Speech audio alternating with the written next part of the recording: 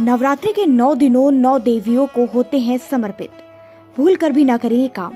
इन कामों को करने से रह सकते हैं माँ की कृपा से वंचित। क्या है जरूरी उपाय, जानिए।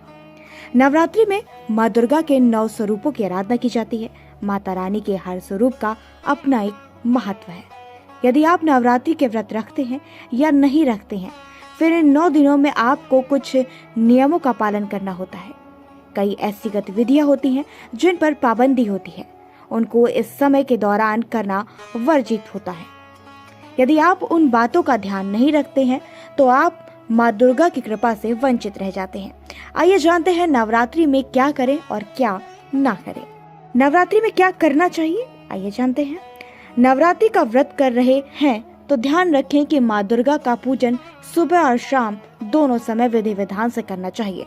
साथ ही माँ दुर्गा की आरती भी करें। पूजा करते समय दुर्गा चालीसा और दुर्गा सप्तशती का पाठ भी करना चाहिए। इससे माँ दुर्गा प्रसन्न होती हैं और जातकों की मनोकामनाएं पूर्ण करती हैं। अगर आप 9 दिनों का व्रत कर रहे हैं तो इस बात का ध्यान रखें कि चारपाई या बेड के बजाय जमीन पर बिस्तर बिछाकर सोएं। नवरात्रि में सात्विक भोजन ही ग्रहण करना चाहिए। अगर आप व्रत करते हैं तो इसे शुद्ध विचार और अच्छे कर्म करने चाहिए। आइए अब जानते हैं कि क्या नहीं करना चाहिए। ध्यान रखें कि नवरात्रि में मांसाहार और तामसिक भोजन का सेवन नहीं करना चाहिए। तामसिक भोजन में लहसुन प्याज भी शामिल होता है। नवरात्रि के दौरान शराब, पान और गुटखा आदि का भी सेवन करना निषेध होता है।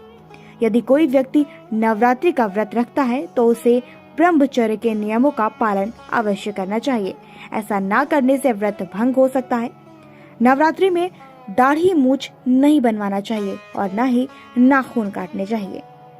नवरात्रि में मनुष्य को गलत विचार व सोच नहीं रखनी चाहिए। ध्यान रखें कि इस दौरान किसी महिला का भी अपमान करना पाप माना जाता है।